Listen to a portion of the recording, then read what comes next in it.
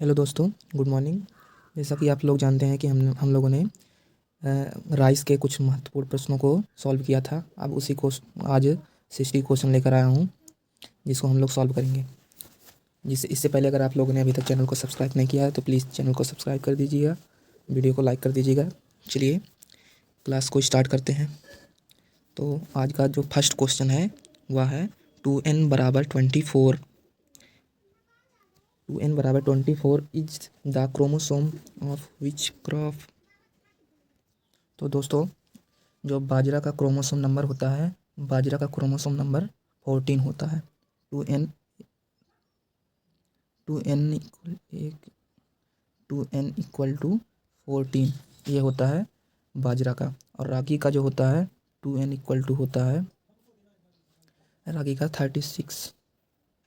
और 2n बराबर होता है व्हीट का होता है 42। तो बचा है ऑप्शन डी राइस का क्रोमोसोम नंबर होता है 24। नेक्स्ट क्वेश्चन पर आते हैं। जो gas emitted from the rice field, मतलब गैस धान के खेत से कौन सी गैस निकलती है। तो धान के खेत से मीथेन, कार्बन डाइऑक्साइड तो नहीं निकलती, कार्बन मोनोऑक्साइड भी नहीं निकलती। ये मीथेन गैस धान के खेत से रिलीज होती है, इसलिए धान के खेत को मीथेन गैस की चिमनी कहा जाता है। नेक्स्ट क्वेश्चन है paira and utera cropping system is closely related to. दोस्तों, आज हम लोग पहले जानेंगे कि पैरा उतेरा का मतलब क्या होता है। जो रिले क्रॉपिंग आप लोगों ने सुना ही होगा। रिले क्रॉपिंग होता है फसल काटने से 10 से 12 दिन के पहले मसूर हो गया, अलसी हो गया, मूंग चना की फसल को बोना रिले क्रॉपिंग कहलाता है। मतलब फसल के कटने से 10 से 12 दिन पूर्व दूसरी फसल को बोना रिले क्रॉपिंग कहलाता है। अब इस रिले क्रॉपिंग को पश्चिम बंगाल व बिहार में पेरा कहा जाता है। पश्चिम बंगाल व बिहार में पेरा, जबकि मध्य प्रदेश व छत्तीसगढ़ में इसे उतेरा के नाम से जाना जाता है। और यह किस फसल को इज क्लोजली रिलेटेड, और यह किस फसल से संबंध रखता है। तो यह संबंध रखता है राइस से। ऑप्शन डी इसका सही हो जाएगा। अब नेक्स्ट क्वेश्चन पर आते हैं। Hydrothermal treatment of rice grain before milling is termed as. दोस्तों, आप लोग पहले जान लीजिए मिलिंग क्या होता है। जो चावल के दाने पर पॉलिश के समय जो एल्यूरान होता है, धान्य फसलों की प्रोटीन और भ्रूण व कार्बोहाइड्रेट के अलावा जो अन्य सभी अवयव हैं को हटाकर कम करना मिलिंग कहलाता है। दाने में विटामिन बी, विशेष रूप से थायमिन की कमी होने से लगातार पॉलिश वाले चावल को अगर हम खाएंगे, सेवन करने से, तो मनुष्य में बेरी बेरी रोग हो जाता है। इसलिए पॉलिश वाले राइस को कम खाना चाहिए। अब जानते हैं हाइड्रोथर्मल ट्रीटमेंट किस में दिया जाता है। जो पैरा बॉइलिंग प्रोसेस होता है, पैरा बॉइलिंग, इसका बी ऑप्शन सही होगा। लेकिन जान लीजिए पैरा बॉइलिंग में क्या किया जाता है, पोषक मान जैसे विटामिन B12 को संरक्षण करने के लिए, जिससे कि उसकी चावल की गुणवत्ता एवं पकाने के गुण में सुधार हो, तो मिलिंग क्रिया से पूर्व छिलके रहित अनहल्ड राइस का हाइड्रोथर्मल ट्रीटमेंट किया जाता है, जिससे दाने के गुण और पकाने के गुण में सुधार आए, जिसे पैरा बॉइलिंग कहा जाता है। पैरा बॉइलिंग में ही हाइड्रोथर्मल ट्रीटमेंट किया जाता है। अब नेक्स्ट क्वेश्चन पर आते हैं। नेक्स्ट क्वेश्चन है which vitamin is conserved by parboiling of rice. अभी हम लोगों ने बात किया था कि पैरा बॉइलिंग क्रिया विटामिन B12 के संरक्षण के लिए किया जाता है। अब नेक्स्ट क्वेश्चन है seed rate in डेपोग method of rice. जो डेपोग मेथड होता है राइस का, उसमें सीड रेट कितना होता है। तो 15 kg नहीं होता है, 10 kg भी नहीं होता है, 8 kg भी नहीं होता है। तो इसका सही आंसर हो जाएगा ए, ऑप्शन ए 1.5 से 3 kg पर मीटर स्क्वायर।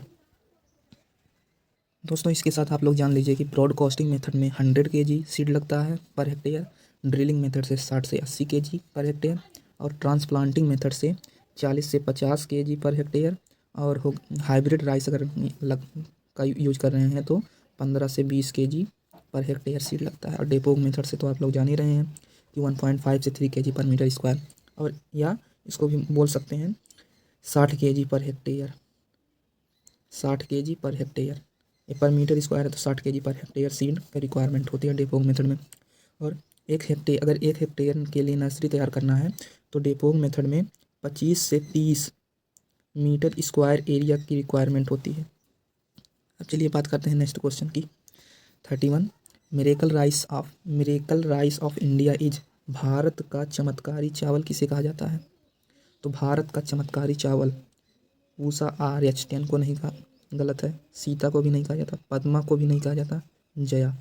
जो भारत का चमत्कारी चावल है वो जो जया को कहा जाता है। दोस्तों आप लोग कमेंट में बताइएगा कि विश्व का चमत्कारी चावल किसे कहा जाता है? विश्व का चमत्कारी चावल, विश्व का चमत्कारी चावल किसे कहा जाता है? आप लोग इसका आंसर कमेंट में बताइएगा। नेक्स्ट क्वेश्चन है, gene responsible for dwarfness in rice, कौन सा जीन है जो धान के बौनेपन के लिए जिम्मेदार होता है? तो यंटन, ये भी नहीं है। और है टीसनेट, ये भी नहीं है। ओराइजीन 10, ये भी नहीं है। धान के बौनेपन के लिए जो रिस्पॉन्सिबल जीन होता है उसी का नाम है डीजीवोजीन। इसका आंसर ऑप्शन नंबर डी सही हो जाएगा। अब चलिए बात करते हैं नेक्स्ट क्वेश्चन का। नेक्स्ट क्वेश्चन है, Khaira disease of rice is due to deficiency of, Khaira disease किसकी कमी से होता है? फिजियोलॉजिकल डिसऑर्डर है। आयरन की कमी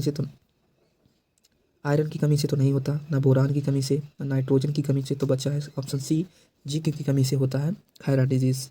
अब नेक्स्ट क्वेश्चन है, Vikramarya rice variety is resistant to, जो विक्रमार्या राइस की वैरायटी है वह किसके प्रति रेजिस्टेंट होती है?